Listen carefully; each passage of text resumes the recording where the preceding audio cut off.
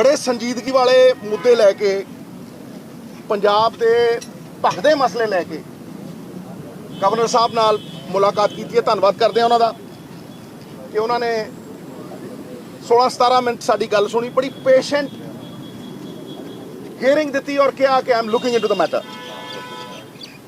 He showed his concern about these burning issues. देखो, सब तो पहली गल तो यह कि आम आदमी पार्टी की सरकार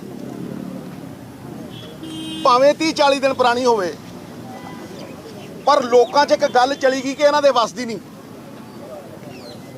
लोकां 'च एक गल चली गई कि सुपनियां दे सौदागर सी। इन्हां झूठ विच इन्हां सत्ता हासिल करन दे लई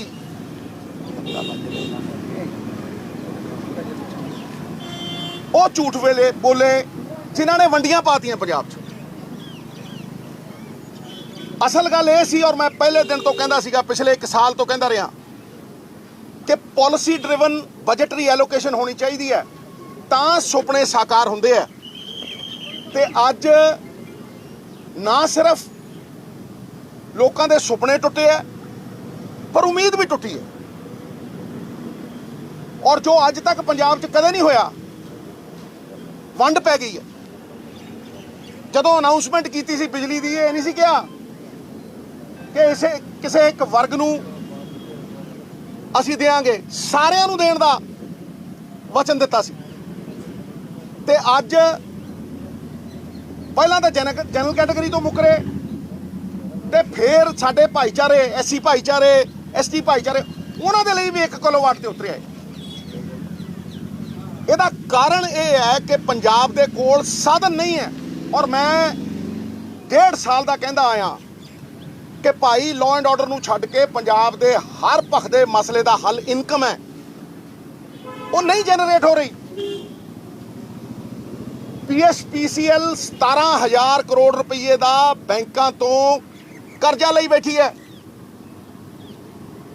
20,000 ਕਰੋੜ ਦੀ ਸਰਕਾਰ ਦੀ ਦੇਣਦਾਰੀ ਹੈ। ਤਨਖਾਹ ਉਹਨਾਂ ਨੇ 500 ਕਰੋੜ ਰੁਪਈਆ ਕਰਜ਼ਾ ਲੈ ਕੇ ਦਿੱਤੀ ਹੈ।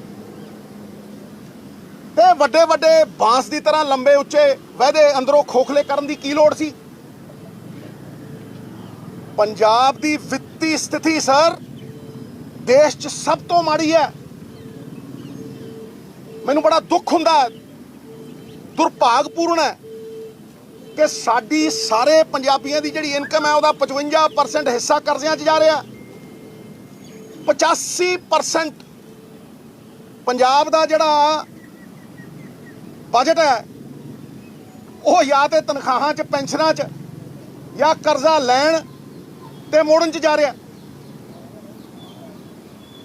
ਇਸ ਕਰਕੇ ਇਹ ਬੜੇ ਸੰਜੀਦਗੀ ਵਾਲੇ ਮੁੱਦੇ ਨੇ। ਚਾਦਰ ਦੇਖ ਕੇ ਪੈਰ ਪਸਾਰਨਾ ਚਾਹੀਦਾ। ਬਿਜਲੀ ਦੇ ਉੱਤੇ ਇੱਕ ਹੋਰ ਗੱਲ ਕਹਿ ਦਿਆਂ ਕਿ ਅੱਜ 8,000 ਮੈਗਾਵਾਟ ਡਿਮਾਂਡ ਹੈ ਤੇ ਸਰਕਾਰ ਦਾ ਬੈਂਡ ਵਜਿਆ ਪਿਆ, ਬਾਂਹ ਹੋਈ ਪਈ ਹੈ।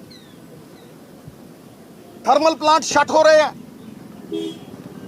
ਕੋਲਾ 30 ਦਿਨਾਂ ਦਾ ਚਾਹੀਦਾ, ਮੈਂਡੇਟਰੀ 8-8, 10-10 ਦਿਨਾਂ ਦਾ ਰਹਿ ਗਿਆ।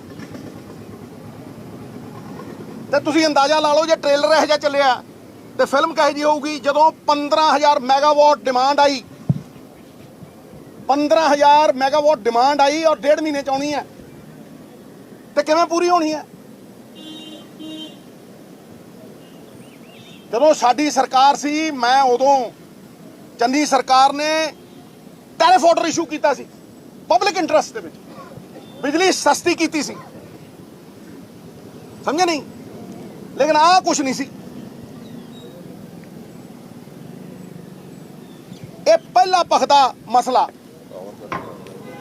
ਪਾਵਰ ਕੱਟ ਅੱਜ ਦੀ ਡੇਟ ਦੇ ਵਿੱਚ ਤੁਸੀਂ ਪਿੰਡਾਂ 'ਚ ਦੇਖੋ, 2 ਘੰਟੇ ਬਿਜਲੀ ਆਉਂਦੀ ਹੈ ਤੇ ਤੁਸੀਂ ਸੋਚੋ ਲੋਕ ਚੀਕਾਂ ਮਾਰਦੇ ਆ, ਹਾਏ ਦੁਹਾਈ ਪਈ ਹੈ। ਤੇ ਸੋਚੋ ਤੁਸੀਂ ਕਿ ਜਦੋਂ ਇਹੀ 16,000 ਮੈਗਾਵਾਟ ਹੋਈ ਤੇ ਤਰਾਹੀਮਾਮ ਹੋਊ ਪੰਜਾਬ 'ਚ। ਇਸ ਕਰਕੇ ਉਹਨਾਂ ਨੂੰ ਕਿਹਾ ਕਿ ਜੀ ਇਤਿਆਦ ਲੈਣ ਦੀ ਲੋੜ ਹੈ। Better prevent and prepare rather than repent and repair. We seem to be repenting and repairing. ਇਹ ਸੁਪਨੇ ਸਾਕਾਰ ਕਰਨ ਦੇ ਲਈ ਸਾਧਨਾਂ ਦੀ ਜ਼ੋਰ ਸੀ। ਤੁਸੀਂ ਝੂਠ ਵੇਚਿਆ, ਤੁਸੀਂ ਸੁਪਨੇ ਵੇਚੇ, ਲੇਕਿਨ ਸਾਕਾਰ ਕਰਨ ਦੇ ਸਾਧਨ ਤੁਹਾਡੇ ਕੋਲ ਹੈ ਨਹੀਂ। नंबर 2, ऐतकी यूक्रेन और रशिया की जंग के करके कणक की बहुत ज़्यादा घाट है, ਉਹਦੇ ਕਰਕੇ ਪ੍ਰਾਈਸਿਸ ਹੈਵ ਸ਼ਾਟ ਅਪ। 3500 ਤੋਂ 4000 ਨੂੰ ਕਣਕ ਵਿਕਦੀ ਹੈ। ਰਿਸਕ ਫੈਕਟਰ ਸਾਰੇ ਕਿਸਾਨ ਝੇਲਦਾ ਹੈ। ਐਮਐਸਪੀ ਉਹਦੀ 9% ਵਧਾਈ ਹੈ ਤੇ ਪੈਟਰੋਲ ਡੀਜ਼ਲ 100%, ਪੈਸਟੀਸਾਈਡ 100%। ਡੀਏਪੀ ਦੀ ਖਾਦ ਮੇਰੇ ਕੋਲ ਕਿਸਾਨ ਆਏ ਸੀ, ਉਹ ਕਹਿੰਦੇ ਮਹਾਰਾਜ ਲਿਫਾਫੇ ਹੀ ਅਸਲੀ ਨੇ, ਅੰਦਰ ਕੱਖ ਨਹੀਂ। ਝਾੜ 20 ਤੋਂ 50% ਘਟ ਗਿਆ। ਤੇ ਜੇ ਦੁੱਖਾਂ ਦੇ ਹਿੱਸੇਦਾਰ ਨੇ ਕਿਸਾਨ ਔਰ ਹਰ ਰਿਸਕ ਨੂੰ ਝੇਲਦੇ ਆ, ਭਾਵੇਂ ਉਹ ਬੀਜਾਂ ਦਾ ਰਿਸਕ ਹੋਵੇ, ਮੌਸਮ ਦਾ ਰਿਸਕ ਹੋਵੇ, ਅੱਗਾਂ ਲੱਗਣ ਦਾ ਰਿਸਕ ਹੋਵੇ। ਮੈਨੂੰ ਲੱਗਦਾ 1000 ਏਕੜ ਤੇ ਅੱਗਾਂ 'ਚ ਫੁੱਕੀ ਹੈ। ਤੇ ਜੇ ਉਹ ਰਿਸਕ ਝੇਲਦੇ ਆ ਤੇ ਫਿਰ ਉਹਨਾਂ ਨੂੰ ਦੁੱਖਾਂ ਦਾ ਭਾਗੀਦਾਰ ਬਣਾਇਆ, ਤੇ ਅੱਜ ਹੁਣ ਸੁੱਖ ਦਾ ਵੇਲਾ ਆਇਆ ਤੇ ਇਹਦਾ ਵੀ ਭਾਗੀਦਾਰ ਬਣਾਓ ਨਾ, ਹਿੱਸੇਦਾਰ ਬਣਾਓ, ਸ਼ੇਅਰ ਹੋਲਡਰ ਬਣਾਓ। 500 ਰੁਪਏ ਬੋਨਸ ਦੀ ਮੰਗ ਕੀਤੀ ਹੈ ਸਾਹਿਬ, ਔਰ ਇਹ ਡਿਊ ਹੈ। ਜਦੋਂ ਤੁਸੀਂ 2000 ਕਮਾ ਰਹੇ ਹੋ ਤੇ 500 ਦੇਣਾ ਕੋਈ ਔਖਾ ਨਹੀਂ। ਤੁਸੀਂ ਤੇ ਮੈਕਸਿਮਮ ਸਪੋਰਟ ਪ੍ਰਾਈਸਾਂ ਦਿੱਤੀਆਂ ਨੇ 1-2 ਬੰਦਿਆਂ ਨੂੰ, ਤੇ ਇਹਨਾਂ ਨੂੰ ਮਿਨੀਮਮ ਸਪੋਰਟ ਪ੍ਰਾਈਸ ਤੇ ਦਿਓ। ਤੀਜੀ ਚੀਜ਼, ਲਾਅ ਐਂਡ ਆਰਡਰ। ਵੈਸੇ ਤੇ ਮੈਂ ਸਭ ਤੋਂ ਪਹਿਲਾਂ ਗਵਰਨਰ ਸਾਹਿਬ ਨਾਲ ਰੇਜ਼ ਕੀਤਾ ਔਰ ਉਹਨਾਂ ਨੂੰ ਕਿਹਾ ਵੀ ਮੈਨੂੰ ਭਾਵੇਂ ਦਿੱਲੀ ਤੱਕ ਜਾਣਾ ਪਵੇ, ਆਈ ਵਿਲ ਡੈਫੀਨੇਟਲੀ ਗੋ। ਲੇਕਿਨ ਅਸੀਂ ਮੁੱਦਿਆਂ ਦੀ ਪਹਿਰੇਦਾਰੀ ਕਰਦੇ ਹੋਏ ਪਹਿਲ ਦੇ ਆਧਾਰ ਦੇ ਉੱਤੇ ਕਹਿੰਦੇ ਆ ਕਿ ਜਿੱਥੇ ਜਾਨ ਮਾਲ ਸੁਰੱਖਿਅਤ ਨਹੀਂ, ਮਾਲ ਤੋਂ ਮਤਲਬ ਬਿਜ਼ਨਸ, ਲੋਕ ਬਿਜ਼ਨਸ ਚਾਹੁੰਦੇ ਆ, ਲੋਕ ਮੌਲਾਂ ਤੇ ਗਾਹਕ ਚਾਹੁੰਦੇ ਆ, ਲੋਕ ਅਮਨ ਮਾਨ ਚਾਹੁੰਦੇ ਆ, ਤੇ ਜਿੱਥੇ ਜਾਨ ਮਾਲ ਦੀ ਰੱਖਿਆ ਨਾ ਹੋਵੇ, ਤੁਸੀਂ ਕਹਿੰਦੇ ਹੋ ਅੰਗਰੇਜ਼ਾਂ ਨੂੰ ਇੱਥੇ ਲਿਆਉਣਾ, ਤੁਸੀਂ ਕਹਿੰਦੇ ਨੌਜਵਾਨਾਂ ਨੂੰ ਇੱਥੋਂ ਜਾਣ ਤੋਂ ਰੋਕਣਾ। ਮੈਂ ਕਹਿੰਦਾ ਜਿਹੜੇ 3 ਕਰੋੜ ਪੰਜਾਬੀ ਇੱਥੇ ਆ ਉਹ ਭੱਜ ਜਾਣਗੇ, ਉਹ ਕਿੱਦਾਂ ਰਹਿਣਗੇ ਭਾਈ? ਜਿੱਥੇ ਜਾਨ ਮਾਲ ਮਹਿਫੂਜ਼ ਨਹੀਂ, 40 ਬੰਦੇ ਮਰ ਗਏ। ਹਾਂਜੀ, ਮੁੱਖ ਮੰਤਰੀ ਹਿਮਾਚਲ ਪ੍ਰਦੇਸ਼ ਦੀਆਂ ਠੰਡੀਆਂ ਛਾਵਾਂ। ਇਹਨਾਂ ਨੂੰ ਪੰਜਾਬ ਦੀ ਫਿਕਰ ਹੈ? ਪੰਜਾਬ ਦੀ ਪਿੱਠ ਦੇ ਉੱਤੇ ਪੱਬ ਲਾ ਕੇ ਹਿਮਾਚਲ ਪ੍ਰਦੇਸ਼, ਗੁਜਰਾਤ, ਇਹਨਾਂ ਨੇ ਅਧਿਕਾਰ ਦਿੱਤਾ ਇਹਨਾਂ ਨੂੰ ਪੰਜਾਬ ਦੇ ਪੈਸੇ, ਲੋਕਾਂ ਦੇ ਖੂਨ ਪਸੀਨੇ ਦੇ ਪੈਸੇ ਇਸ਼ਤਿਹਾਰਾਂ ਦੇ ਵਿੱਚ ਲਾ ਕੇ ਹਿਮਾਚਲ ਤੇ ਗੁਜਰਾਤ ਦੇ ਵਿੱਚ ਲਾ ਦੇਣ। There have to be priority areas, और वो प्रायोरिटी जिहड़ी हैगी है जान माल, पंजाब दी लोकां दी जिंदगी नूं बेहतरी लई बदलना। रबड़ दा गुड्डा बनिया पिया मुख मंत्री, चाबी दे के छड्ड दिंदे आ। कड्डे आवाज हुण मैं नाल खड़ूं। पुलिस दी पोलिटिसाइजेशन, ਇੱਥੇ ਲੋਕੀ ਮਰ ਰਹੇ ਆ, ਤਰਾਹੀਮਾਮ ਹੋ ਰਹੀ ਹੈ। ਕਦੇ 25 ਬੰਦੇ ਆ ਕੇ ਤਾੜ ਗੋਲੀਆਂ ਚਲਾ ਜਾਂਦੇ ਆ, ਕਦੇ ਹੋਟਲ ਦੇ ਮਾਲਕ ਕਿਸੇ ਨੂੰ ਮਾਰਤਾ, ਕਿਸੇ ਨੂੰ ਵੱਢਤਾ, ਕਿਸੇ ਨੂੰ ਟੁੱਕਤਾ, ਕਿਤੇ ਕਬਜ਼ੇ, ਕਿਤੇ ਫਰੌਤੀ। ਤੇ ਪੰਜਾਬ ਦੀ ਪੁਲਿਸ ਜਿਹੜੇ ਕੇਜਰੀਵਾਲ ਸਾਹਿਬ ਦੇ ਖਿਲਾਫ ਸੱਚ ਦੀ ਆਵਾਜ਼ ਚੱਕ ਰਿਹਾ, ਉਹਨਾਂ ਦੇ ਪਰਚੇ ਦੇ ਰਹੇ ਆ। महाराज ये पंजाब है, इत्थे हालात बिल्कुल विपरीत ने, ये दिल्ली नहीं। ते जे कोई गल तारीफ करने वाली है वो पंजाब मॉडल वाली है। मैं पहला कहता इत्थे दिल्ली मॉडल नहीं चलना। दिल्ली का 35,000 करोड़ रुपया सेंटर की सरकार खर्चती है, 9,000 करोड़ पुलिस से खर्चती है, 9,000 करोड़ NDMC से खर्चती है, 3-4 हज़ार करोड़ रुपया यूनिवर्सिटियां से खर्चती है।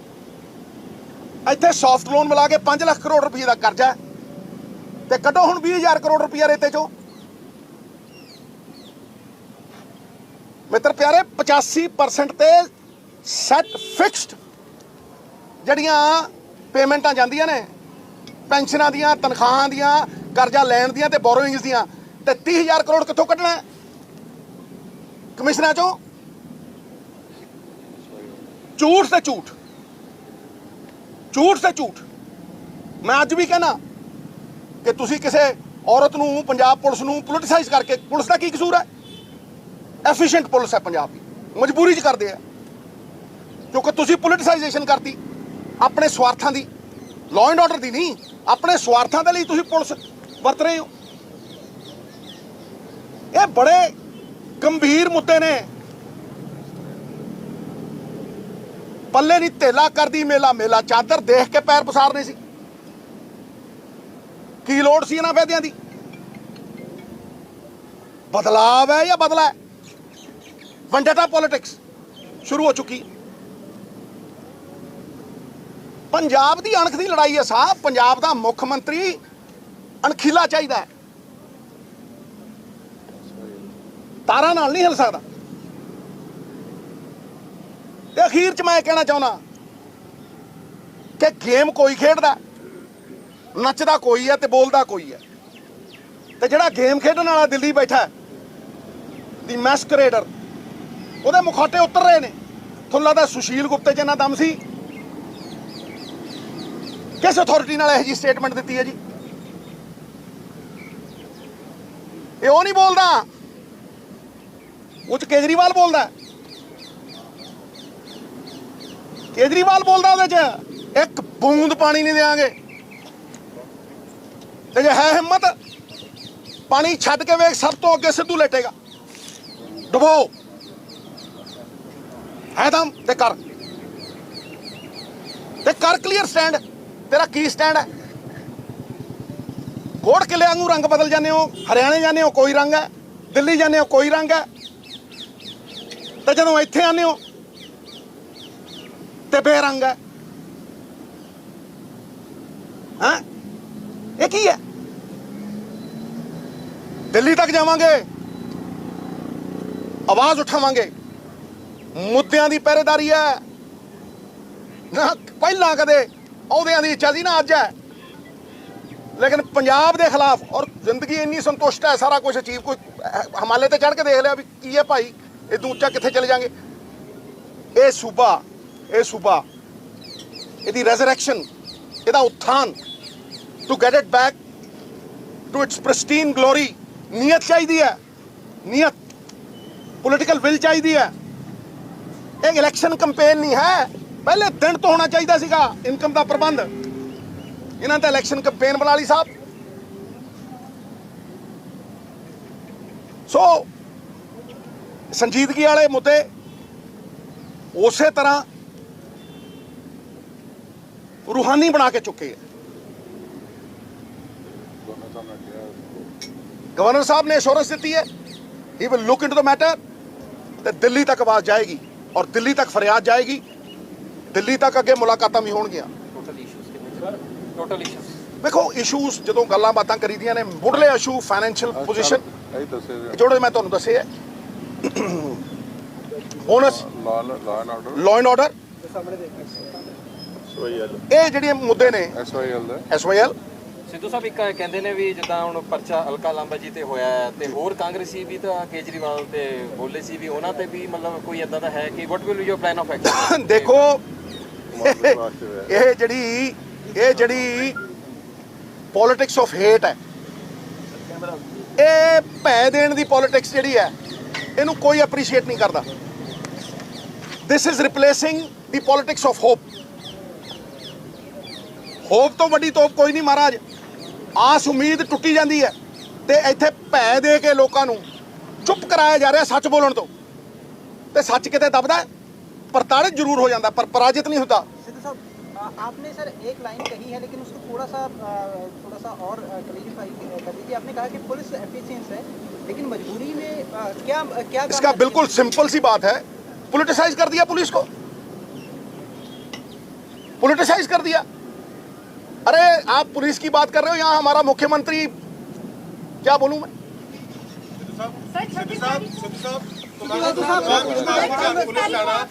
कल आप जा रहे हैं जी फाउंडर मैंबर रहे ने कुमार विश्वास पर उन्होंने घर भी पंजाब पुलिस है ना उन्होंने कितना देखते हो ਇਹਨੂੰ ਸਿਰਫ ਇੱਕੋ ਚੀਜ਼ ਨਾਲ ਦੇਖਦੇ ਆ ਵੀ ਸੱਚ ਦੀ ਆਵਾਜ਼ ਦੱਬਣੀ ਹੈ सर 26 तारीख को ਸੱਚ ਦੀ ਆਵਾਜ਼ ਦੱਬਣੀ ਹੈ ਸੱਚ ਨੂੰ ਖਤਮ ਕਰਨਾ ਹੈ ਤੇ ਝੂਠ ਨੂੰ 200 ਵਾਰ ਬੋਲ ਕੇ ਉਹਨੂੰ ਸੱਚ ਬਣਾਉਣ ਦੀ ਕੋਸ਼ਿਸ਼ ਕਰਨੀ ਐਦਾਂ ਤੁਸੀਂ ਕਿਸੇ ਨੂੰ ਦੱਬ ਨਹੀਂ ਸਕਦੇ ਲੋਕਤੰਤਰ ਦੇ ਵਿੱਚ ਕਮਜ਼ੋਰ ਲੋਕ ਤਾਂ ਦੱਬ ਜਾਂਦੇ ਆ ਲੇਕਿਨ ਜਿਨ੍ਹਾਂ ਕੋਲ ਨੈਤਿਕਤਾ ਹੈ ਜਿਨ੍ਹਾਂ ਕੋਲ ਮੋਰਲ ਅਥਾਰਟੀ ਹੈ ਉਹ ਦੱਬਦੇ ਨਹੀਂ ਮੈਂ ਮੈਡਮ ਹੁਣ ਲਾਸਟ ਤੁਹਾਨੂੰ ਜਵਾਬ ਦੇ ਰਿਹਾ ਜਿੱਦਣ अलका जी और कुमार विश्वास जी आउणगे थाने नाल जावांगे जी सिद्धू साहब का राजा बनेंगे थाने नाल जावांगे जी ਸਰ ਕੱਲ